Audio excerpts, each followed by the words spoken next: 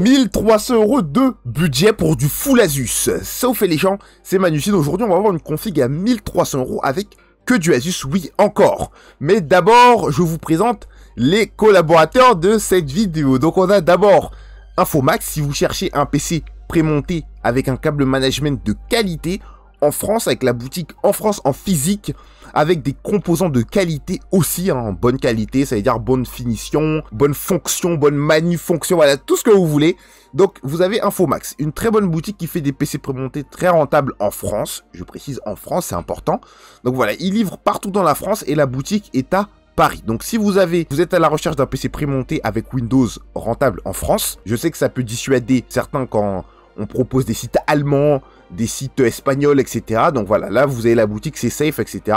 Si vous avez un problème, ils vous changent le PC, ils vous le réparent, ils vous changent des pièces si possible, etc. Voilà, donc n'hésitez pas, et ils le font même si vous n'avez pas acheté le PC chez eux. Donc voilà, je vous mettrai le lien en description, n'hésitez pas, faites-vous plaisir. Le deuxième, oui, parce que il en faut un deuxième, N26, la banque 100% en ligne. Si tu veux esquiver les frais bancaires un peu trop chers, bah tu as une banque 100% dématérialisée. Voilà, elle s'appelle N26 et c'est pas mal du tout. Ça se gère totalement en ligne, hein, tout simplement. Ils n'ont pas de service physique. Voilà, ça te permet d'esquiver les frais trop chers, hein, et vous avez l'offre qui commence. L'offre gratuite, hein, parce que c'est le starter pack, on va dire, c'est gratuit. Donc n'hésitez pas, je vous mets le lien en description si vous cherchez une banque vraiment pas chère et en ligne. Oui, il y a beaucoup de gens qui m'ont parlé du Full Asus que j'ai fait, parce que c'est pas la première vidéo du Full Asus, j'en ai fait une, ma dernière vidéo c'était du Full Asus. Donc j'ai envie de dire, laissez les gens faire ce qu'ils veulent. Voilà, le Boog, il veut du Full Asus, il voulait du Full Asus, et qu'est-ce que je voyais dans les commentaires? Je voyais du oui, mais pourquoi tu fais du Full Asus, ça sert à rien, c'est complètement con de faire une seule marque. Mais si le Boog il veut du Full Asus, mais laissez-le. En fait, c'est quoi le problème? Enfin, j'ai envie de dire, moi je suis pas spécialement pour une seule marque, du full une seule marque, ouais, je suis pas spécialement pour, mais le Boog il a l'argent, et c'est son kiff. Et alors? Parce que moi, je vous vois, hein, les mêmes personnes qui disent ça, c'est les mêmes personnes qui étaient là, qui disaient « Ouais, moi, je veux un Ryzen 9 pour faire du montage. » Et quand ils reçoivent le Ryzen 9 pour faire le soi-disant montage, là, ils sont là en train de se pignoler sur Fortnite derrière l'armoire, là, en train de s'astiquer la manette, hein. Donc, voilà, laissez-le tranquille, s'il veut son Full Asus, ben, il aura son Full Asus, c'est quoi le problème? Il y en a qui sont venus m'attraper le col en mode « Ah ouais, mais c'est con de faire... » Et alors? Ben, le Boog, il a la thune, mais laissez-le, hein. On a vu, on vous a vu les mecs qui ont des 4090, des écrans 240 Hz pour jouer à Minecraft, donc arrêtez. Si les gens c'est leur kiff, et alors? Ouais, et alors? Tant que c'est dans la mesure du possible, tant que c'est pas excessif, je vois pas où est le problème, où est l'inconvénient. Le Boog il veut du Full Asus, bah voilà. Donc je refais une config Full Asus, voilà, parce que c'est pas cool. Voilà, je refais une config Full Asus, parce que c'est bien. Le Boog, il peut se le permettre, ben voilà. Donc, on commence directement. Voilà, directement le Ryzen 5 7600. Donc, très beau processeur, 6 cœurs, 12 threads, multitâche gaming. Il est solide, hein. Vraiment, là, alors lui, vous pouvez faire tout avec. Hein. Voilà, même avec mon Ryzen 5 5500, je peux tout faire. Donc, lui, vous pouvez tout faire avec. Hein. Voilà. Il a 6 cœurs, 12 threads. Nickel, 176 € seulement sur Amazon Belgique. Pas mal du tout. Il chauffe relativement peu, c'est du 65 de TDP, 65 watts de TDP, donc c'est pas mal, ce sera très facile à refroidir. Évidemment, lui, il te permet de faire du multitâche à l'aise, hein, multitâche, gaming, montage, travail, donc c'est vraiment très polyvalent.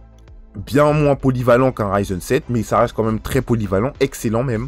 La Asus Dual RX 7900 GRE pour la carte graphique qui va manger tes jeux en QHD ou en UHD ou même en 1080p pour... Voilà, pour ceux qui veulent vraiment du gros compétitif. Donc cette carte, je vous conseille de rester en QHD. Voilà, je vous conseille de rester en QHD, elle est pas mal. Vous aurez gros frame en QHD, c'est bon, on aime bien. 579 €, elle te permet de stream et de faire du gaming en même temps. Évidemment, quand vous faites du gaming en streaming, quand vous streamez votre gaming, vous avez forcément moins de frames. Cela va de soi. C'est pour ça que certains me demandent, oui, mais pourquoi tu bloques tes FPS à 30 en jeu? Bah, parce que oui, les gars, j'ai 3 streams. Voilà, les gars, le stream, ça pompe. C'est pas ma faute, c'est comme ça, c'est comme ça. Voilà. Donc là, vous avez la 7900 GRE, qui est vraiment une carte pas mal, qui concurrence avec la 4070 Super, hein, pour vraiment beaucoup moins cher. Donc, 579 € la version Asus. Vous pouvez la trouver moins chère si vous prenez d'autres marques, comme PNY. Mais voilà, je dis ça, je pose ça là. La carte mère, la Asus Prime B650MK. Donc son seul défaut, c'est déjà son manque de dissipateur. Voilà, et on voit pas les dissipateurs en haut, c'est dommage. Bon, le processeur chauffe pas, donc commencez pas à dire ouais, mais la carte mère, elle est pas ouf. Elle est pas ouf, elle est normale. Commencez pas à dire ouais, mais elle est pas ouf, elle est nulle. Ceux qui diront qu'elle est pas ouf, elle est nulle, vous savez pas de quoi vous parlez. Parce que c'est une très bonne carte mère. Le processeur chauffe relativement peu. Donc on n'a pas tant que ça besoin de refroidissement VRM. Vous n'allez pas mettre un Ryzen 9 dessus. Doucement. Vous n'allez pas aller overclocker avec de l'azote liquide non plus. Mais elle fait quand même un sacré boulot pour 124 €. C'est pas mal du tout. Donc je rappelle que cette carte mère a que 2 slots de RAM. Mais vous n'allez pas en mettre 4. S'il vous plaît, si vous avez 4 slots de RAM, ne mettez pas 4 slots de RAM. On reste en dual channel. Parce que pour l'instant, le plus efficace, c'est le dual channel. Donc calmez-vous. Si elle a 2 slots de RAM, voilà, les 2 slots de RAM qui se battent en duel, laissez-la tranquille. C'est normal. Voilà, et ça fait économiser de l'argent. 125 €, 124 € sur Amazon Allemagne. Pas mal du tout. La RAM. Alors, de base, j'avais les Lexar Elite Tough. Lexar Patriot Viper Elite 5 Tough. Donc, normalement, elles sont à 107 €. Elles sont beaux gosses, voilà, vous voyez le Tough Edition, Tough Alliance, mais elles ne sont plus disponibles malheureusement pour l'instant. Donc moi, ce que je vous propose comme alternative, 6000 mégatours, millions de tours par seconde, voilà. C'est important pour les Ryzen 7000, c'est important de rester à 6000 millions de tours par seconde. Voilà, 103 €. Donc de toute façon, les RAM, vous les verrez pas. Vous avez la version RGB aussi, qui coûte une dizaine d'euros plus cher, donc c'est pas beaucoup plus cher si vous voulez, hein. Mais voilà, le temps qu'il se ravitaille en Tough Edition, vous avez celle-ci. Voilà, soit vous attendez, soit vous prenez celle-ci, parce que la Tough Edition, soit vous attendez, soit elle est à 150 balles. 150 balles, pour des RAM qu'on a vu à 110 balles, je trouve que c'est pas vraiment top, et ça mérite qu'on attende un petit peu. Voilà, 32 Go de RAM, tu fais du multitâche, du gaming, tranquille, posé. Hein. Je rappelle, 32 Go de RAM, c'est largement suffisant. Ceux qui veulent 64, vous forcez, vous pouvez, mais vous forcez. Voilà, je le dis clairement, vous forcez. Voilà. Donc ensuite, Xilinx XP 650 R10. Donc oui, il y a des Xilinx qui sont mal placés, il y a des Xilinx qui sont bien classés dans les tier lists, et celle-ci, elle est classée relativement correctement dans les tier lists pour ceux qui sont fans des tier lists. Hein. Pour ceux qui ne jurent que par des tier lists, et ben voilà, vous avez celle-ci, la 650 R10, qui est pas mal du tout. 50 €, c'est presque le prix de la MSI Mag. Hein. Donc voilà, elle est pas mal. Thermalright Aqua Elite. Donc de base, c'est pas lui. De base, voilà, j'avais pris lui parce que c'est du full Asus. Il coûte 67 €, même 74 avec les frais de livraison. Évidemment, c'est du full Asus. Si vous voulez baisser un petit peu en prix, parce qu'il y en a qui vont dire ah ouais, mais pourquoi tu prends du full Asus? C'est complètement con. Je sais. Je sais qu'il y en a qui vont parler, qui vont l'ouvrir. Donc voilà, vous avez, comme je montrais, en fait je tournais la vidéo d'avant, mais j'étais pas en train de record, j'ai oublié d'appuyer sur le bouton, j'étais déjà sur les sites, voilà, j'étais déjà sur les pages, etc. Vous pouvez le remplacer par du Thermalright, en France il coûte à peu près le même prix, hein, voilà. Donc là vous aurez les frais de livraison, en France vous n'avez pas les frais de livraison, c'est du 360 mm, si ça vous intéresse, voilà, si vous voulez un PC autour de 1300 € avec du water cooler 360, le Thermalright peut répondre à vos besoins. Sinon, c'est Asus TUF. Voilà, Asus TUF qui fait très bien son boulot. Hein. Voilà, hop, il est pas mal du tout non plus. Voilà, c'est juste que, bah évidemment, tu payes la marque. Évidemment, cela va de soi. La case Asus A21 plus TG ARGB. Alors celle-ci, elle coûte 90 balles. C'est une grosse case. Elle prend du water cooler 360 en façade. 360 au-dessus aussi, hein. Elle prend des cartes mères des cartes graphiques jusqu'à 380 mm, c'est énorme, Donc voilà, pas mal du tout comme caisse, elle est bien aérée, le airflow est très correct. C'est version ATX, donc vous pouvez mettre quasiment tous les formats de cartes mères, ATX, micro ATX, mini TX, hein, sauf EATX, je crois que vous pouvez pas mettre de EATX, je suis pas sûr, à vérifier. Vous pouvez mettre déjà les 3, c'est largement suffisant. Donc 90 balles, franchement là, c'est rentable. Là j'ai envie de dire, c'est rentable. Le airflow carré, la case carré, tout est rentable. C'est mieux, j'ai envie de dire, c'est mieux que le MSI Magpano 100L.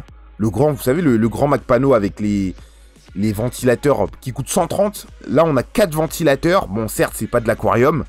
mais le airflow est incroyable. Donc voilà, cette case est vraiment pas mal du tout. On aime bien. Fanchang S690Q pour le SSD qui est à 61 €.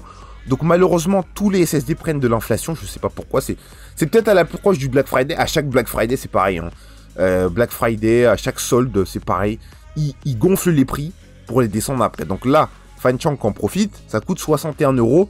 Le UD90 a augmenté, le Samsung Evo a augmenté. Lexar, ils ont gonflé tout leur SSD, je suis perdu.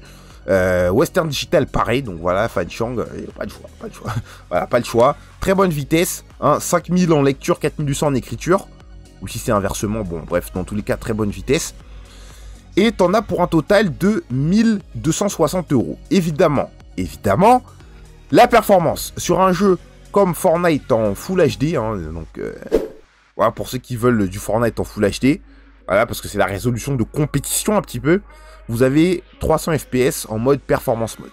Voilà, donc j'espère que ça vous convient comme performance, hein, parce qu'il y en a qui forcent un petit peu et on leur dit 300, ils veulent 500, on leur dit 500, ils veulent 600, voilà, donc bref, voilà, grosse performance en tout cas. N'oubliez pas, ce PC est destiné à la QHD, même si je sais que certains veulent du compétitif, certains veulent faire ci, veulent faire ça. Donc si vous voulez du compétitif, je pense que le Full HD est la résolution vers laquelle vous tournez, donc 1080p 240, voilà, des trucs comme ça.